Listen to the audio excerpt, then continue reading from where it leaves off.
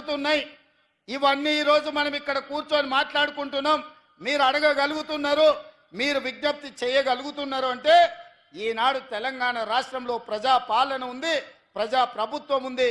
సంవత్సరం పూర్తి చేసుకున్న సందర్భంగా ఈ సంవత్సరం మీకోసం రోజుకు 18 గంటలు కష్టపడుతూ ఎక్కడ చూడకుండా చెమట తీస్తూ పని చేస్తుంటే కొంతమంది కడుపు నొప్పితో లేకపోతే భవిష్యత్తు వాళ్ళకు లేదు, ఇక చీకటి మయమైందని తప్పుడు ప్రచారాలు చేస్తున్నారు.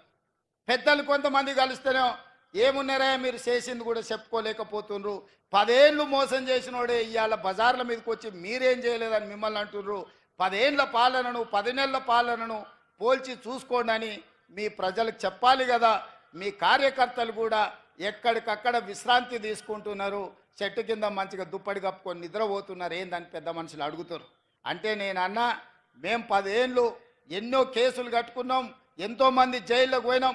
ఈ జెండా మోసి భుజాలు కాయలు కాసి ప్రాణాలు కోల్పోయిన మా కార్యకర్తలు ఇవాళ సేద తీరుతున్నారు, వ్యవసాయం మీద దృష్టి పెట్టినరు, ఉద్యోగ ఉపాధి అవకాశాల కోసం ప్రయత్నం చేస్తున్నారు. అంతే తప్ప శత్రువు ఏం చేస్తున్నాడో చూడక కాదు, చూస్తాం ఖచ్చితంగా.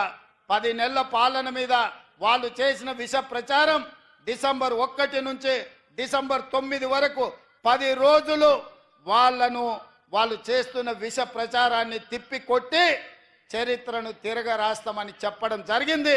దానికి ఉప ముఖ్యమంత్రి వర్యులు బట్టి విక్రమార్క గారు ఈరోజు బాధ్యత తీసుకొని ముందుకు నడిపిస్తున్నారు. మిత్రులారా, ఈ వేదిక మీద నుంచి తెలంగాణ 4 కోట్ల ప్రజలు నేను అడగదలుచుకున్నా.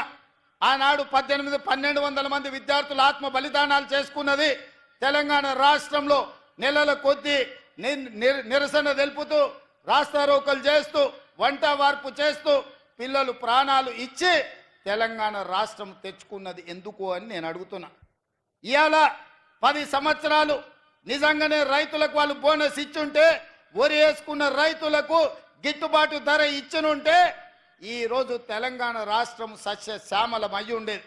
చంద్రశేఖరరావు గారు ఏమన్నారు ఆనాడు, ఎందుకు ఈ వరి విషయం ఈ పెద్దపల్లి మీదనే ప్రస్తావిస్తున్నంటే 33 జిల్లాలల్లో అత్యధికంగా ఒడ్లు పండించే జిల్లా ఈ పెద్దపల్లి జిల్లా. 2 లక్షల ఎకరాలలో సన్న ఒడ్లు పండించి రికార్డు సాధించింది. 95% ఈడ రైతుల ఖాతాలో డబ్బులు పడ్డాయి. సన్న ఒడ్లు పండించిండ్రు, వాళ్ళకు 500 రూపాయల బోనస్ వచ్చింది. ఇవాళ గిట్టుబాటు ధరతో పాటు బోనస్ కూడా తెలంగాణ రాష్ట్రంలో తెచ్చుకుంటున్నాం. ఇదే కాదు, తెలంగాణ ఉద్యమమే ఉద్యోగ ఉపాధి అవకాశాలు. 10 ఏళ్ళు వాళ్ళు ఇవ్వలేదు. ఇవాళ 10 సంవత్సరాల తర్వాత మనం అధికారంలోకి వచ్చిన ఎంబడే మొత్తంగా ఒక్క సంవత్సరంలో 55,143 ప్రభుత్వ ఉద్యోగాలను నిరుద్యోగ యువకులకు అందించడం ద్వారా దేశంలోనే రికార్డు నెలకొల్పిన రాష్ట్రం తెలంగాణ రాష్ట్రం. అందులో ప్రధానంగా హోంశాఖ కావచ్చు, విద్యాశాఖ కావచ్చు, గ్రూప్ 1 కావచ్చు, వైద్య ఆరోగ్య శాఖ కావచ్చు, బీసీ సంక్షేమ శాఖ కావచ్చు, ఎస్సీ అభివృద్ధి శాఖ కావచ్చు, మైనారిటీ సంక్షేమ శాఖ కావచ్చు, ఎస్టీ సంక్షేమ శాఖ కావచ్చు, నీటిపారుదల శాఖ కావచ్చు, రెవెన్యూ శాఖ కావచ్చు, పంచాయతీరాజ్ గ్రామీణాభివృద్ధి శాఖ కావచ్చు, ఇంధన శాఖ కావచ్చు, ఉన్నత విద్యాశాఖ కావచ్చు, రోడ్లు రవాణా రోడ్లు భవనాల శాఖ కావచ్చు, పురపాలక పట్టణ అభివృద్ధి శాఖ కావచ్చు, పశు సంవర్ధక మత్స్య డైరీ శాఖ కావచ్చు, వ్యవసాయ సహకార శాఖ కావచ్చు. మిత్రులారా, ఈ శాఖలల్లో మన ప్రభుత్వం ఇందిరమ్మ రాజ్యంలో మొదటి సంవత్సరం 55,143 ఉద్యోగ పత్రాలు, నియామక పత్రాలు, ఈనాడు గ్రూప్ 4 8,084 మంది నియామకాలతో 55,143 ఉద్యోగాలను ఇవాళ మన ప్రభుత్వం ఇచ్చింది. పెద్ద ఎత్తున చప్పట్లు కొట్టండి. బట్టి విక్రమార్క గారు నిధులు మంజూరు చేస్తేనే, మంత్రివర్గం ఆమోదిస్తేనే 55,143 ఉద్యోగాలు నేను ఇవ్వగలిగిన ఈ దేశానికే గొప్ప రికార్డు.